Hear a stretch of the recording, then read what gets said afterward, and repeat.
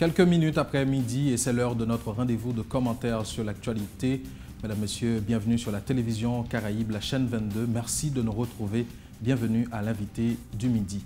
Ils sont des journalistes comme Jean-Dominique, Jacques Roche, Brignol Lindor, Myriel Durocher-Bertin. Ils sont des défenseurs des droits humains comme Daniel Dorsainville, des militants politiques et simples citoyens à avoir été lâchement assassinés pour des raisons inavouables. Souvent, les auteurs de ces crimes odieux sont connus ou grandement soupçonnés, mais aujourd'hui encore, soit près de 20 ans pour certains, les enquêtes se poursuivent et dans certains cas, les procès piétinent. Cette impunité qui caractérise notre système de justice, où trouve-t-elle son origine? Pourquoi le processus d'établissement de l'état de droit en Haïti donne de moins en moins d'espoir d'aboutissement? Quels en sont les principaux obstacles et comment y faire face? Qui doivent s'y mettre? Le directeur du bureau de promotion des droits humains à l'Office de la protection du citoyen est notre invité pour en débattre ce midi. Jules Jean-Pierre, bon midi. Bienvenue sur la télévision Caraïbe. Merci d'avoir répondu à notre invitation. Merci Davidson Saint-Fort. Merci aux téléspectateurs, téléspectatrices de Radio-Télévision Caraïbe. Merci de m'avoir invité. Alors, Jules, vous gagnez comme attribution pour diriger bureau protection, alors promotion droit moun en dans Office protection citoyen.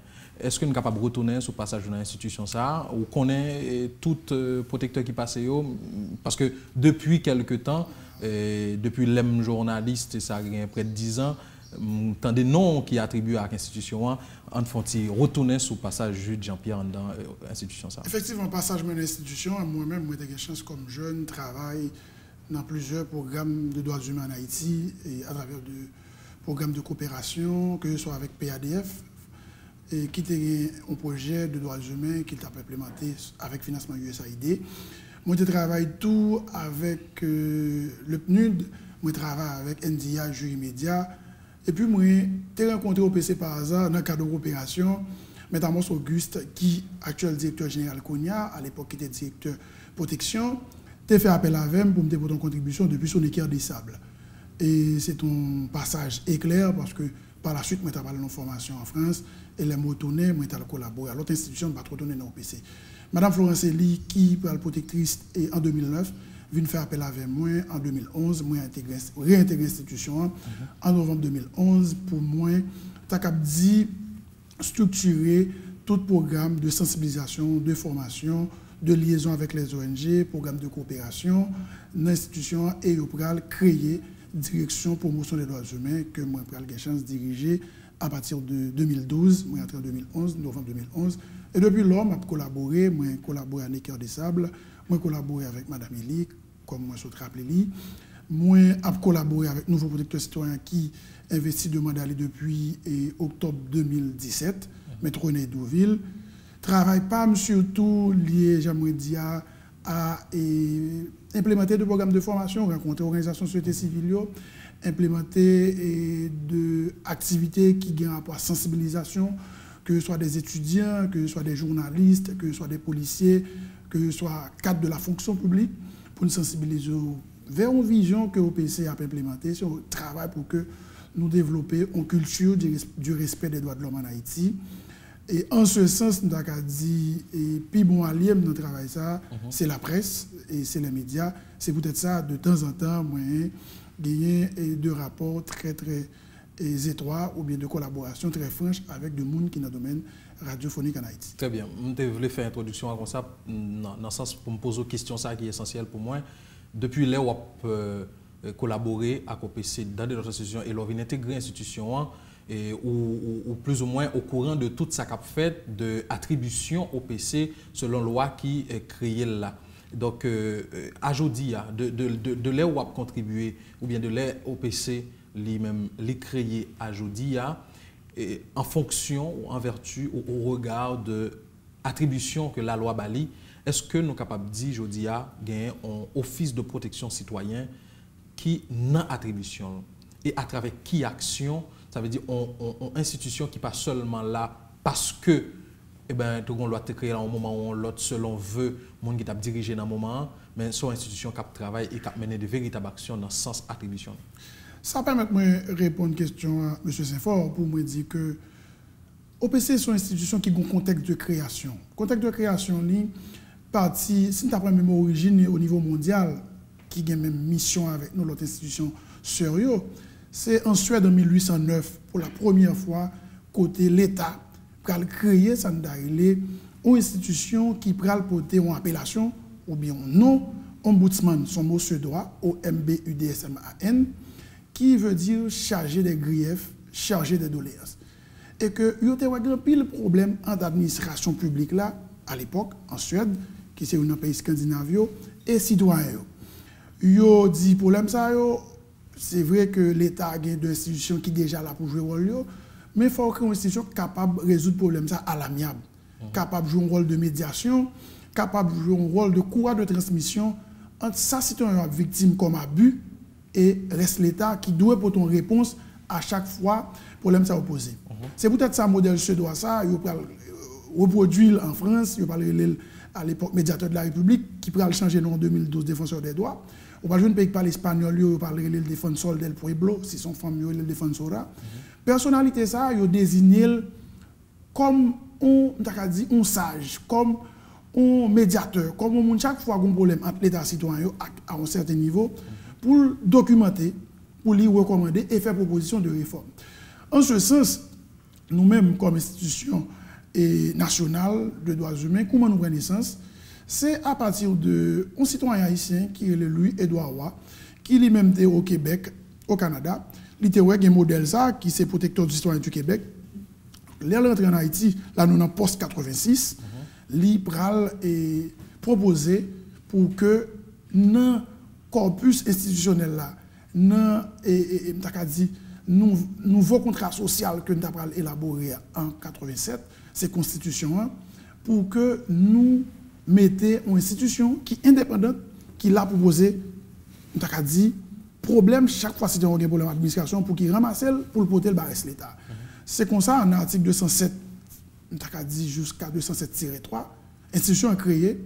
Et un article qui est important, c'est le premier article là qui dit il a créé une institution dénommée Office de protection du citoyen, chargée de protéger tout individu contre toutes les formes d'abus de l'administration publique.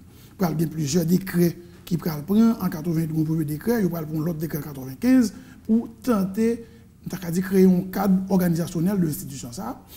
Et nous allons arriver en 2012, côté pour gagner une proposition de loi qui soumettent à l'Assemblée de la Chambre des députés, et soumettent au Sénat. Loi ça a voté en dernière lecture le 3 mai 2012, il va le promulguer le 17 juillet et le 20 juillet, il va le publier dans le journal officiel, dans le numéro 119, qui va éclaircir davantage le mandat OPC.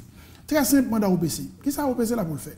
OPC comme institution étatique, il est là pour protéger tout citoyen, tout individu, tout être humain contre toutes les formes d'abus de l'administration publique. À travers qui action? À travers qui action? À travers, d'abord, on a dit action de protection, et que OPC a un service de plainte et enquête. À travers action, on a dit de secteurs qui sont importants pour nous, notamment et situation carcérale, là, nous avons un service qui est le service protection des détenus, qui a monitoré les conditions de détention, qui a gardé les garanties judiciaires, qui a gardé est-ce que moun a arrêté en conformité à la loi, est-ce que moun sa li gen droit un procès équitable, n'a vinn sur sa émission, est-ce que moun sa tout li gen possibilité pour gagner un conseil de la défense que l'État met à disposition s'il n'a pas de moyens pour ça, est-ce que le témoin doit un témoin de son choix, est-ce que est auditionnel que ce soit au niveau de police judiciaire, que ce soit au niveau des tribunaux, par un témoin de son choix. Est-ce que Mounsa joue tout appareillage que l'État met à disposition pour doit le garantir? Au fait, qui ça OPC réalisé concrètement qui a montré que les protéger doit monde? Concrètement, OPC gagné, dit, de actions que le mène au quotidien. Une là-dedans, c'est que, quel que soit côté de la prison civile dans le pays, OPC a un agent qui a visité les détenus, qui a regardé, situation carcérale là, deux, qui a regardé situation de manière générale, si vous avez droit si vous avez accès à l'air libre, si vous avez droit à un repas équilibré ou bien plusieurs repas, au regard des règles minimales des Nations Unies sur la détention, au regard du règlement interne des établissements pénitentiaires, est-ce que vous comparé devant le juge dans le délai qui est imparti par la loi, est-ce que les gens ont décision juge là li rend en faveur Mounsa ou bien contre Mounsa, est-ce que li en conformité à la loi. Ensemble d'actions ça nous fait au jour le jour et Radio Caraïbe c'est un espace qui en pile fois servi de côté mounio transiter pour venir porter plainte et leur porter plainte. Et moi salue au passage toute équipe du journal Première Occasion qui toujours référé mounio vers OPC. En pile fois ils joignent de réponses les que juge manifeste bonne foi ou bien ça dépend de qui plainte. Et en pile fois, on n'a pas de réponse par rapport à l'entrée système. Ça. À côté de travail d'observation et d'accompagnement ça que l'OPC offre à citoyens dans le cadre de l'attribution, est-ce qu'on peut parler d'une institution qui gagne un véritable pouvoir de contrainte sous de l'autre institution dans l'État, qui rapporte, par exemple, on a commencé par la justice.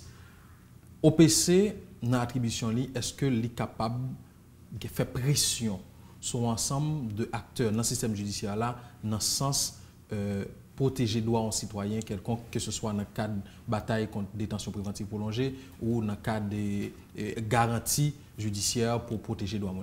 Moi, je vais répondre à une question très simple. OPC, comme institution nationale de promotion et de protection des droits de l'homme, il a pour mission pour promouvoir les droits de l'homme, il a pour mission pour veiller à ce que l'État respecte l'engagement, prend tout en matière de droits de l'homme. Dit respecter l'engagement, l'État signé de pactes de conventions, notamment la Convention interaméricaine des droits de l'homme, il signe le pacte international des droits civils et politiques de 1966, il signe le pacte pour les droits économiques, sociaux et culturels. En même temps, l'État, ça, il ratifie. Au regard de l'article 276.2 de la Constitution, une fois qu'on signe un pacte, une convention au niveau international ou au niveau régional, il vient faire quoi à la législation nationale? D'où il y a même force de loi avec nous, et dans la hiérarchie des normes, selon la théorie de Elkins, nous, automatiquement, jouons de base légale pour OPC faire travail. Sur cette base, est-ce que ces pressions OPC doit faire? Non, parce que OPC est capable non seulement d'observer, documenter et faire des recommandations, et en pile fois, ils mettent des recommandations OPC en œuvre. Sur le système judiciaire que vous évoquez dans la question 1, nous, effectivement, et de temps en temps, il y a de réunion avec le Conseil supérieur du pouvoir judiciaire. On a rappelé au passage, représentant du secteur de la société civile, selon loi 2007 qui crée CSPJA, c'est le protecteur du citoyen qui choisit l'un dernier ressort après que toute association de droits humains font un vote et soumettent en liste de 3 noms. Sur cette base, nous avons dit qu'il y a des avancées, mais il y a des défis, il y a des contraintes. Donc, ce n'est pas une institution qui est dotée d'un véritable pouvoir de contrainte sur aucun acteur dans le système judiciaire là, les gagnants dans l'attribution. Parce que là, nous parlons de à la fois promotion, mais protection. Protection, il peut aller juste vers qui ça, notamment au niveau de la justice. Ok. Moi, je pense que question, est-ce que c'est contrainte ou pas? Au regard de l'article 37 de la loi OPC qui parlait de manquement et qui dit que les OPC qui ont pouvoir pour faire enquête, il faut que des collaborations, tout personnel de l'administration publique là, et le système judiciaire fait partie de l'administration publique. Pouvoir judiciaire, son pouvoir indépendant, les certes, mais en même temps, décision judiciaire apprennent de conforme aux principes et aux valeurs des droits de l'homme. Bon, simplifier pour vous, juge Jean-Pierre. On imagine en seconde que un juge ou bien n'importe l'autre acteur dans le système judiciaire là, qui, de gré ou par négligence, fait on barre quelqu'un qui entaché, on est capable de dire, droit en citoyen, qui porte atteinte à droit en citoyen. Et quelque part, nous avons senti dans l'action ça, son bagage qui est motivé par pour une raison ou pour l'autre, ou bien les fait de manière répétitive. Et c'est même acteur ça qui est concerné. Est-ce que quelque part, OPC, même pas en recommandation, mais mandé pour que il sévi contre acteur ça? Est-ce que nous allons jusque-là? Nous allons jusque-là, nous peut-être pas traiter dossier OPC de manière publique pour ne pas fragiliser le rapport nous avec le système. Non.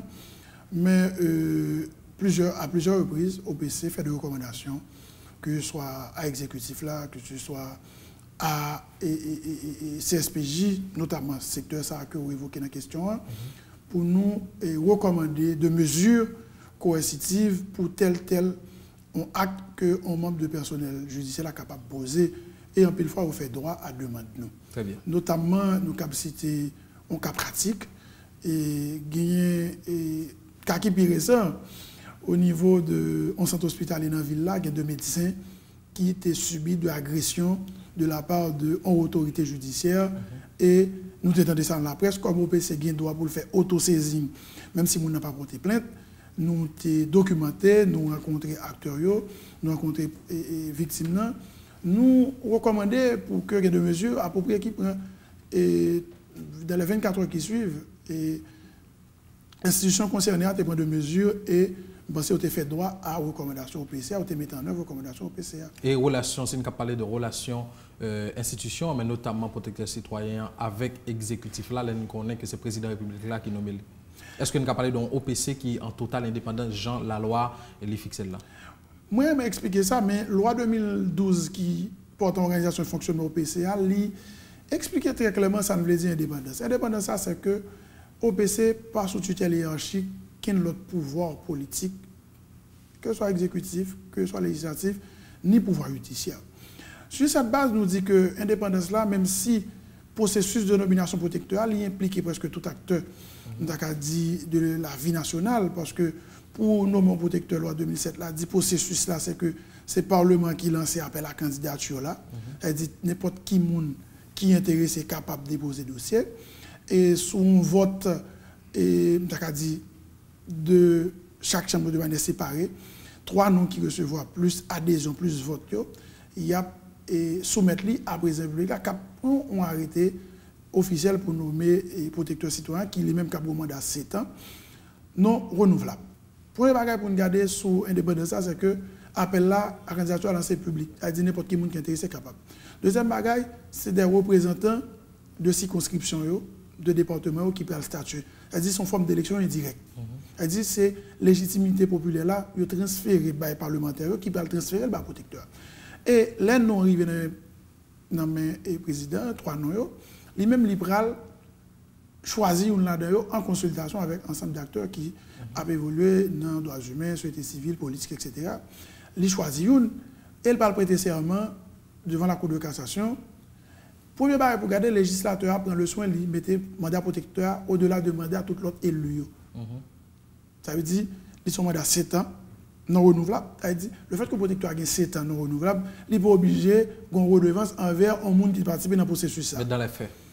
Dans les faits, ou cap garder. Pas aucune contrainte qui est exercée de l'exécutif là sous institution véritablement par rapport à ces dossiers qui t'a. Jusqu'à présent, moi-même, je côtoie 3 protecteurs citoyens au PC pour que j'aime arriver dans une situation côté d'une institution étatique qui passe l'instruction. Est-ce que c'est pas parce que quelque part, il y a une auto-censure sur un certain nombre de dossiers qui est capable peut-être entacher crédibilité et exécutif là?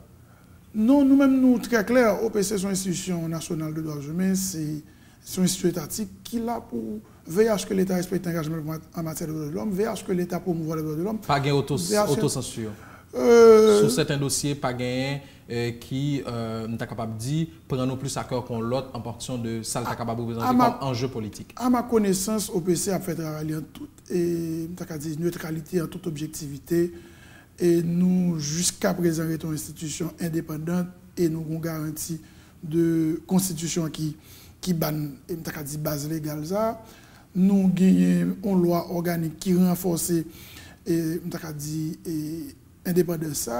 Mais en même temps, il faut nous rappeler que Haïti n'est pas évolué en vase clos, Haïti pas pour col. Type d'institution tant qu'OPC, nous fait partie de la grande famille des INDH des Nations Unies qui en dedans, une plateforme qui est les GANRI, c'est l'Alliance globale des institutions nationales des droits de l'homme, avant que les CIC.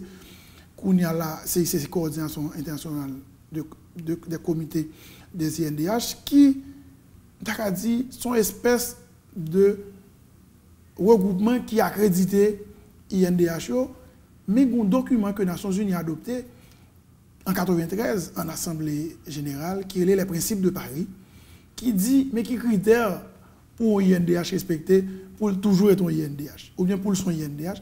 Un faut qu'il n'y ait pas un organe exécutif, il faut pas un organe gouvernemental. Elle dit, type d'institution COPC, pas d'abord une fois de connivence avec le gouvernement ou bien avec l'autre pouvoir. 2, il faut qu'il n'y ait pas de la société civile, mais il faut qu'il reflète ensemble d'actions société civile là, ou bien vision société civile là. Il dit, il faut que la décision la prenne une compétence plurielle. Il faut protecteur adjoint, il faut une direction générale ou bien un secrétaire exécutif, ça dépend de qui pays. Et puis, chaque 5 ans, évaluation qui est faite pour est-ce que vous devez ou accréditation pour regarder sur le niveau statut A, statut B, statut C. Et jusqu'à présent, nous dans les normes. Nous faisons renouveler le statut et à nous là. C'est-à-dire statut à nous, c'est peut-être plus haut niveau qui gagne, c'est-à-dire comme institution qui respectait tous les critères comme INDH et protecteur citoyen est très fier pour dire que c'est sous base rapport de ça réalisé pendant ces 12 derniers mois et ça réalisé pendant ces 4 dernières années qui permettent que bilan ça aux yeux de l'association ça, de plateforme ça, et on dit ils réaccrédité nous pour un mandat de 5 ans, mais en même temps les affaires réaccréditation c'est comme une évaluation, c'est comme une épreuve. Puis regardez, est-ce que vous prononcé sur le dossier La Saline, est-ce que vous prononcé sur le dossier corruption, est-ce que vous prononcé sur la question garantie judiciaire, est-ce que vous prononcé sur la question bonne gouvernance, abus. Vous prenez ensemble de rapports, ça, ensemble de actions que vous posez, et ou même vous soumettez un rapport, et ils font une évaluation orale, c'est-à-dire une audition qui est faite, et ils tenez compte de l'ensemble d'agences qui sont sur le terrain pour vous dire qui sont au OPC fait, comment ils travaillent. Ensemble de bilan ça, il dit bon, OPC répond à tous les critères, il est capable d'avancer. Moi, pour l'instant, je suis capable de répondre à une question très claire, sans langue de bois. Nous, je suis très jaloux pour Kembe et statut d'institution indépendante. Nous sommes très jaloux pour Kembe, capacité pour nous décider et en conformité à la loi, en conformité à tout ça, nous avons dit que Haïti signe tout engagement pour en matière de droits de l'homme. Et jusqu'à présent, nous avons dit institution à Kembe neutralité et c'est peut-être ça notre bataille protecteur citoyen qu'on a vision ça et nous toujours dit pour que une culture du respect des droits de l'homme en Haïti on institution à OPC faut que renforcer il faut que développer plus capacité que les gains en termes de ressources humaines et ressources matérielles et il faut l'étendre davantage vers l'autre région dans le pays et notamment vers une politique de proximité que le protecteur a prôné pour que chaque commune qui a un OPC, tout département ait une direction départementale, chaque zone, chaque fois qu'on est victime d'un abus, en violation des droits de l'homme, les cas pour des plaintes. 3 avril, pour ça date ça, doit en date particulière pour tout acteur qui est engagé dans la bataille pour le respect des droits de l'homme en Haïti. 3 avril 2000, pour marquer un tournant dans l'histoire du peuple que nous gagnons, mais 3 avril 86, c'est date tout, mesdames féministes, groupe femmes qui t'a gourmé pour la participation politique des femmes, pour le respect des droits de la femme en Haïti, tu prends la rue. On dit nous, peut-être une espèce de coïncidence à 3 avril, et moi salue au passage toutes militantes féministes qui bataillent pour le respect des droits de la femme dans le pays, qui aujourd'hui a marqué journée nationale et mouvement des femmes haïtiennes ou bien lutte féminine en Haïti et OPC, une grosse conférence que nous réalisons aujourd'hui avec de spécialistes dans la question de genre et développement sous et avancer défis et perspectives. Mais en même temps, 3 avril, on va le joindre au matin, tout le monde levé, viré radio, journaliste Jean-Léopold Dominique, très connu, agronome, propriétaire de médias, pral et perdu la ville, il pral assassiné de concert, pas de concert, en même temps avec gardien Jean-Claude Lucin. Et 19 ans après, et nous, sous plateau et invité du midi, nous avons encore parlé de justice pour Jean-Dominique. Justice pour Jean-Dominique, y compris gardien Jean-Claude Lucin, et que le dossier ça a passé dans plusieurs juges d'instruction, le dossier ça a passé dans la première instance, là, on appel, la cassation, il y a un problème de composition et juge qui pas de la cassation assez, il y a nommé juge Kounia, etc. Toujours il y a un rebondissement dans le dossier. Et nous pensons que c'est un problème majeur en Haïti. Nous profitons de date 3 avril pour nous rappeler que 14 mars qui sont passés là a fait que 1 an depuis que un journaliste qui portait disparu. On a privé sur ça, mais permettez-moi de dire rapidement, Jean-Pierre, on parlait de tout parcours que le dossier Jean-Dominique l'a fait dans le système judiciaire, mais juste avant de regarder contrainte ça à aboutissement procès ça, qui ça véritablement l'enquête révélée sous assassinat ça, est-ce qu'on peut parler d'un crime d'État en fonction de contenu et enquête là? Militant de droits humains que je suis, moi pas parodier et appellation crime d'État, parce que je pense que les gens victimes, à quel que soit le niveau, dans l'état de droit. Ça veut dire, le droit pénal moderne, rôle c'est prévenir que l'autre monde parle victime tout, ou bien l'autre monde parle commettre même infraction ça, c'est permettre que monde qui dans la société a connaît qui s'est passé véritablement, permettre que famille Jean-Dominique, collaborateurs, tout le monde qui est chez lui-même, au moins dit que yo une décision de justice, yo condamné X ou bien Y pour X années ou bien pour X peine et une réparation civile si vous constituez en partie civile et que la société est capable d'édifier sur ça. Sur cette base, nous pensons que le système judiciaire a des efforts pour qu'il fait. Et que ce n'est pas seulement Jean-Dominique. Jean-Dominique, c'est peut-être une figure emblématique et nous saluons mémoire.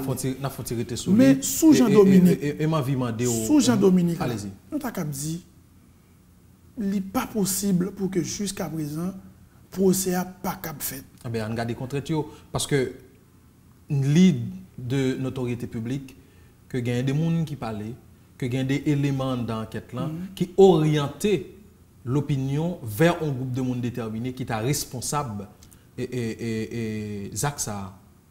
Et je dis à cité une série de passages de dossiers à plusieurs niveaux dans le système judiciaire là, et toujours un problème qui fait que nous ne sommes pas capables d'aboutir.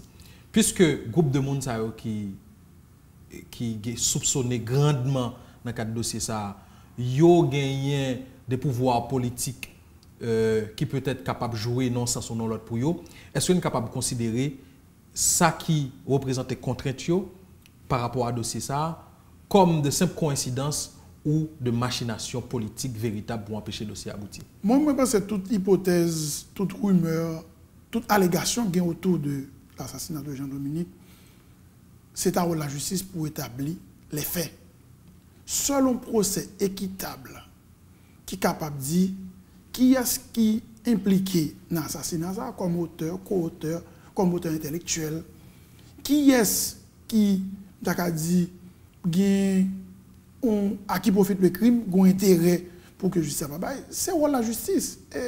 C'est peut-être ça, je dit, le droit pénal moderne vient avec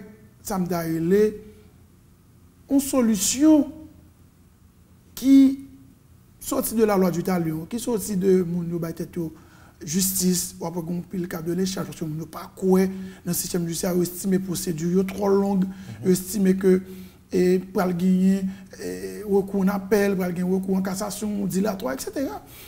Nous pensons qu'il faut une célérité dans le dossier. Et jusque-là, qu'est-ce que l'OPC fait dans le cadre de... Jusque-là, nous-mêmes, OPC, comme institution, nous pas un organe juridictionnel, comme organe de droits humains, nous estimons que l'entre système, c'est une forme de violation des droits de l'homme.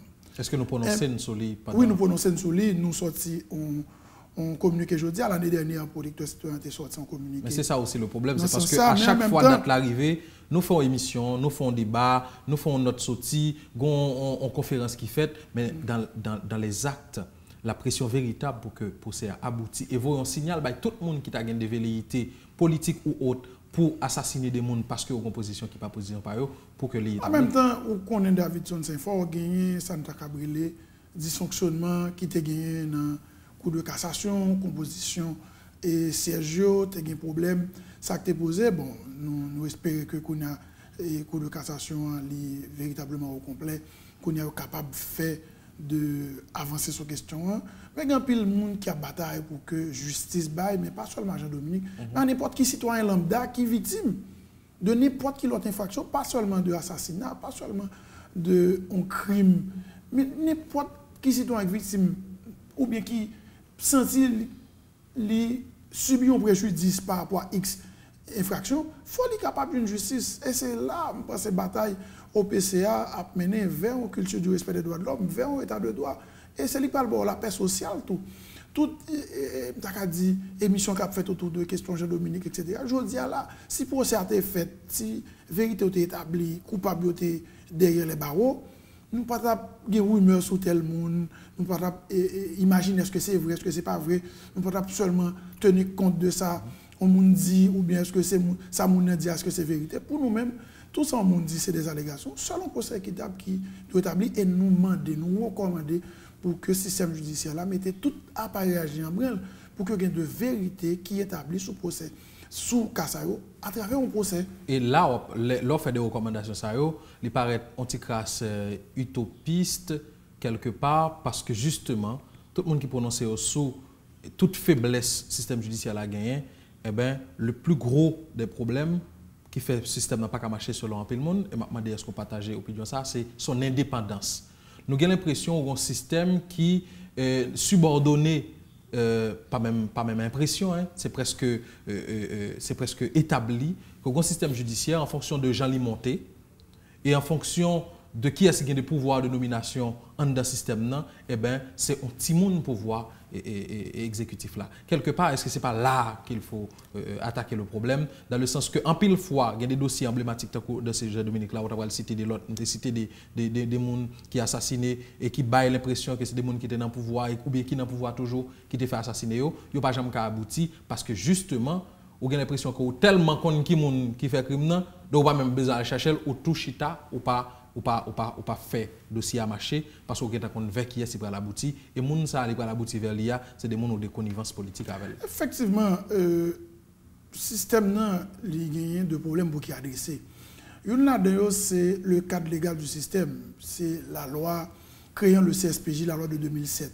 Puis le problème du système, c'est que vous gagnez actuellement deux branches qui ont administré le système, le ministère de la Justice et de la Sécurité publique, ou gagné le Conseil supérieur du pouvoir judiciaire. Il y a chaque degré de compétence. On regarde la composition CSPJ rapidement. La composition CSPJ a gagné un président de cassation qui est président d'office, un vice-président de cassation, un commissaire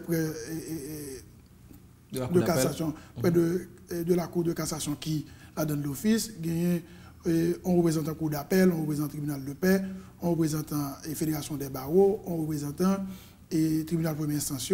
Bref, on a une composition tribunal là. Mais si vous regardez la composition, c'est que pour un juge première instance à représenter CPR dans CSPJA, c'est l'élection que vous faites. C'est-à-dire le fait que lui-même comme organe d'administration pour l'administrer question, le fait que le connaît la besoin d'un juge dans 3 ans, l'obligé très complaisant à un certain niveau parce que c'est le juge qui est pour voter.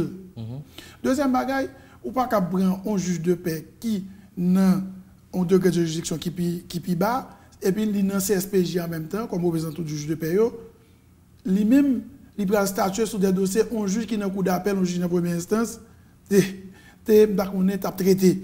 Il vient une autorité, hiérarchique sous lui. Son véritable incohérence. Son véritable incohérence. Deuxième bagage, si vous regardez le mode de désignation ou bien moun pour qui viennent voter juge de paix, assemblée juge de paix qui a voté, c'est commissaire gouvernement dans la juridiction qui choisit. C'est-à-dire son agent exécutif il choisit 3 juges de paix dans la juridiction là pour qui a participer dans le processus de vote représentant juge de paix. Ça, on a une anomalie grave. L'autre anomalie, c'est que ou une fédération des barreaux qui en dans convention CSPJA, pas de problème du tout. Mais c'est représentant avocat au lieu. C'est-à-dire si un avocat a un problème à un juge sur un dossier, il a parlé avec le représentant là, ou pas moi je pense qu'il faut que vous regardez la composition CSPJA dans son ensemble, mode de désignation, il faut qu'on analyse approfondie qui fait. Là c'est sur cette base nous avons un premier niveau. Mais deuxième niveau, fonctionnement tribunal. Ou gagner personnel judiciaire là qui pas totalement sous contrôle CSPJA, gon parti qui sous contrôle ministère de la Justice. Qui s'allie véritablement, n'a pas parlé de l'indépendance mais n'a juste posé deux prémices. Greffier sous compte ministère de la Justice. Alors, il dit CSPJ c'est lui-même qui est responsable les cours et les tribunaux.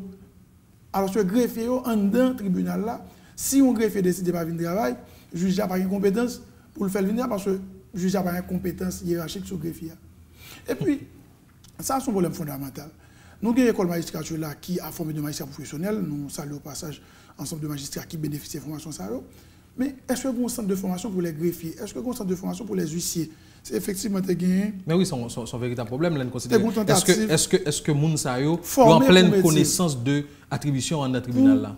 Pour documentation, est-ce que vous avez une formation en archivologie? Ça veut dire qui est-ce qui greffier? Son monde qui a formé sur l'État. Récemment, là, Emma a tenté de manière ad hoc faire une promotion de greffiers, formés de greffiers, mais ce n'est pas mission en soi. Bref, nous avons dit là à un certain niveau. Mais deuxième niveau, c'est que j'ai un système construit à l'autorité de nomination par l'autorité de révocation. Ceci étant dit, CSPJ n'a pas qu'à nommer un juge lui-même comme pouvoir judiciaire. C'est sous un rapport circonstancié que la soumettre à l'exécutif, notamment président, et ça c'est le ministère de la Justice qui soumettre l'exécutif là rapport ça, c'est le président là, c'est l'exécutif là qui a nommé juge. Ça veut dire pas qu'il y a pouvoir du tout, non, au niveau de CSPJ? À un certain niveau, tu as dit oui, parce que si CSPJ t'a reproché un juge, il a prendre des sanctions disciplinaires, et tu as dit de mise en disponibilité, il a prendre de l'autre mesure, mais quelque part, si un tribunal qui mérite construire ou bien mérite aménager, CSPJ n'a pas un budget d'investissement. C'est le ministère de la Justice qui a volé ça. C'est-à-dire qu'il a construit cours et tribunaux. Imaginons si tu as gagné, tu as dit, et un conflit pété entre le ministère de la Justice et CSPJ. Le système a bloqué. Comme de fait, greffier en grève, juge a une volonté pour travail, avocat a une volonté pour venir plaider pour client, et puis le système n'a campé. Bon, comment pour faire un dossier avancé qui gagne en implication politique, là que c'est acteurs politiques eux-mêmes qui gagnent des pouvoirs de nomination et autres, de pouvoirs de bail moyens logistiques pour le tribunal de fonctionner, et comment faire un dossier avancé comme ça? C'est pratiquement, on est capable de dire, il y a une démarche impossible. Là, on a parlé d'un système judiciaire qui a participé dans la création d'état de droit dans le pays. À côté, tout le monde a même considération devant la loi en dans le tribunal, alors que de l'autre côté, juge, les gens qui exercé justice là, ils dépendent de gens qui ont le pouvoir politique là. Moi, je pense qu'il y a pile études, il y a pile forum, il y a pile colloque qui fait sous les réformes judiciaires en Haïti. Et il y a CPRDJ, Commission à la réforme du droit de la justice, depuis 1995-96, qui produit des documents. Il y a un forum citoyen qui a regroupé plusieurs organisations de la société civile et qui fait des recommandations. RNDDA, GILAP, OPC, chaque jour fait des recommandations. Mais moi, toujours dit un grain de bagaille, et la loi ne peut pas s'auto-appliquer. Effectivement, les juges sont capables, en dehors de toute faiblesse institutionnelle que tu as parlé là, ils sont capables eux-mêmes, si une volonté politique et une volonté pour rendre justice professionnelle indépendante dans la décision à prendre. En même temps, mais vous avez un paquet de freins là, c'était obstacle. Nous avons 800 juges. Nous avons 800 juges pour 12 millions d'habitants. C'est très insignifiant. Nous avons à peu près 179 tribunaux de paix dans le pays. Et nous avons 18 tribunaux de première instance, nous avons 5 cours d'appel. Moi, je pense qu'il n'est pas suffisant dans le cadre de justice de proximité. Moi, je pense que, par exemple, aux zones de Pestel, le tribunal de paix Pestel, il y a presque 4 ans, il n'a pas fonctionné du tout. Il y a des zones, c'est un juge de paix qui vient pour toute juridiction. Si le juge est malade, la justice a un problème. Il y a des zones, peut-être, qu'il fait effort, il y a 3 juges. Mais il y a des zones, par exemple, dans la juridiction provinciale, il y a plusieurs sections. Moi, pas besoin de citer nommément un tribunal, dans un tribunal de paix, qui n'a pas jamais pris siège. Monsieur le juge a fait constat, et puis comme constat, il y a comme là-dedans, un frais pour déplacement juge, etc.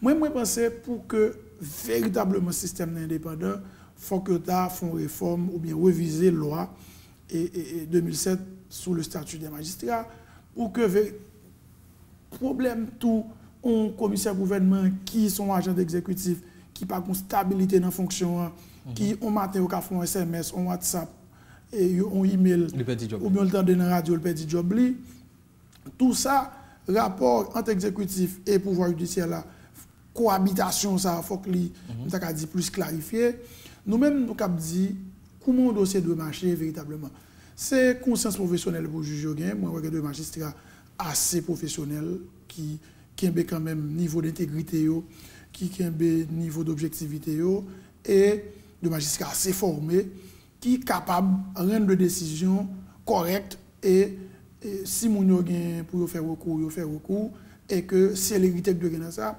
gagne décret sous organisation du système judiciaire qui lui-même parlait de tribunal de fonctionnaire double vacation, elle dit on juge et on écrivait après une heure dans le tournée la Kaili ou bien 2 heures de temps, les juges disent, on ne peut pas entendre des gens ça, vu leur avancée, on langage, ils vont le faire, mais pénitentiaire, comme mandat de dépôt qui mettent, faut que, on a dit, au niveau de conscience que le tribunal fonctionne en double vacation, doyen qui chef de juridiction, à un certain niveau, administrer véritablement les autres transferts au dossier au juge, dès lors qu'il participe à la loi pour juger et soumettre le travail, ça, si c'est ordonnance, et si son réquisitoire, par contre, et par quelqu'un pour bailler. Aller-retour ça, je pense que machine, ça fait le système, parce qu'il y a plusieurs éléments, il y a plusieurs organes qui rentrent là-dedans. Pour le fonctionner, il faut chaque monde jouer rôle. Pour un dossier avancé, c'est peut-être chaque monde pour qui joue rôle. Et puis, il faut que l'inspection judiciaire, que ce soit au niveau du CSPJ, que ce soit au niveau du ministère de la Justice, joue rôle véritablement. Moi, prône pour que le renouvellement mandat en juge fait à partir de production juge. Très bien. À partir de vetting, il fait sur juge, etc. Juge Jean-Pierre, on a fini sur la question ça. Dossier Jean-Dominique là, est-ce qu'on est capable de considérer comme, on est capable de dire, le premier gros test de Cour de cassation qui est même une fonctionnelle aujourd'hui et que ce dysfonctionnement ça qui était empêché en dossier comme ça marcher? Parce que l'on a regardé ça qui est là comme dossier récent qui est tout aussi emblématique, ou parler de Kala Saline, ou d'avoir parlé tout à l'heure de Vladimir Le Gagneur qui disparaît, personne ne va côté le fait. Est-ce que quelque part, pour bailler un signal que quelque part, notre système de justice est vraiment engagé dans la bataille contre l'impunité dans le pays, au PC notamment, qui est même dans la protection de la monde, est-ce qu'il est capable de promettre tout pour que lui fait pression sans ça, pour nous considérer, avant même 20 ans arrivé, ce dossier Jean-Dominique là, gagné une avancée considérable qui fait pour que nous connaissions qui est qui est responsable, qui est qui prend en bas code parce que c'est eux qui ont participé à l'assassinat Jean-Dominique et Jean-Claude Louis Saint pour permettre justement que l'on souffre d'espoir, de justice et de création des droits dans le pays. Effectivement, sous question Jean-Dominique là, moi-même je pense qu'il faut gagner une vérité qui est établie à travers un procès. Et en même temps, moi-même je ne crois pas qu'il y ait un dossier emblématique. Quel que soit le citoyen qui est victime, il faut que l'État garantisse que la justice à un certain niveau. Nous-mêmes, nous, pour les garanties judiciaires, nous-mêmes, nous n'avons pas de OPC, comme l'aime dit nous pour que l'État permette que sur chaque dossier, il y ait un traitement qui est fait avec célérité et, dit, c'est pas un traitement de faveur parce que c'est Jean-Dominique, parce que c'est Vladimir Le Gagneur, parce que c'est Jean-Claude Louis Saint, parce que c'est Antoine Isméry, nous avons cité un paquet, parce que c'est Daniel Dorsainville, qui est membre plateforme, qui est ancien membre plateforme et des organisations pour les droits de l'homme. Nous pas capable de dire qu'il y a un gros dossier, un petit dossier. On parle de près de 20 ans de l'assassinat d'un journaliste qui lui-même tout a un discours de promotion de droits humains, de protection de droits humains, c'est pour l'État de justice sociale. Créer un cadre pour que les garanties judiciaires soient établies, pour que les garanties judiciaires ne pas apparaître comme une campagne de promotion, etc., mais permettre que citoyens lambda qui sont victimes, moi, je suis bien content que nous ayons une loi qui est adoptée pour question assistance judiciaire et assistance juridique et judiciaire, c'est la loi d'octobre 2018, qui lui-même, en même temps, dit que les gens victimes d'une situation quelconque ou bien causée d'un préjudice, l'État doit en assistance judiciaire, s'il va pas pour le payer, l'État doit pour que permettre que dès l'arrestation d'un monde, pour que une prise en charge qui fait de dossier jusqu'au procès, nous-mêmes, nous sommes capables de dire, c'est regrettable, c'est 19 ans après, on a parlé d'un monde qui est assassiné et que rien n'a pas fait sur lui. C'est regrettable que le pouvoir judiciaire là, n'ait pas assez de ressources humaines, ressources matérielles et pour mettre en œuvre tout programme d'accès à la justice et lutte contre l'impunité que nous-mêmes avons insisté pour que nous mettions en place. C'est regrettable que aujourd'hui, il y a acteurs qui, dans le domaine politique, il n'y a pas de question de la justice comme une politique publique pour que une politique publique qui élabore ces questions. Et aujourd'hui, on a parlé d'impunité. Impunité, comme moi, je dire, c'est absence de punition. Elle dit, si on commet une infraction, il n'est pas sûr que... Il n'est pas inquiété, les sacs qui alimentent les citoyens, lui-même... C'est ça qui va créer un climat de violence, c'est ça qui va créer ça me les lynchages, c'est ça qui va créer. Et on a dit, auto-justice, nous avons baillé tête justice, et nous-mêmes, nous pas pour ça. Et nous pensons que. Signal là doit voyer à travers non, État de droit, et c'est un État qui soumet à la loi, c'est un État qui doit pratiquer la loi, qui développe une culture du respect des normes et des principes. Nous-mêmes, nous pensons, et si Jean-Dominique veut une justice, il faut que les citoyens lambda veulent une justice, et nous, pour tout le monde, en général, qui besoin de justice, jeune justice, y compris le cas de Jean-Dominique, le cas de Vladimir Le Gagneur, etc. Merci un peu, le juge Jean-Pierre, c'est ton plaisir de t'accueillir dans l'émission aujourd'hui. Merci David Tonzinfort, merci à toute l'équipe Radio Télécaille. Voilà, le directeur du bureau de la promotion des droits humains à l'OPC, notre invité ce midi pour commenter l'actualité, notamment commenter cette impunité qui s'installe dans le pays, les voies et moyens, voies à entreprendre, moyens à dégager pour arriver à combattre cette impunité. Et on a vu à travers l'émission qu'il faut un système judiciaire détenteur de son pouvoir, donc totalement indépendant. Merci, excellente fin de journée en compagnie de la télévision Caraïbe. On se retrouve demain pour le prochain numéro de votre émission, l'invité du midi.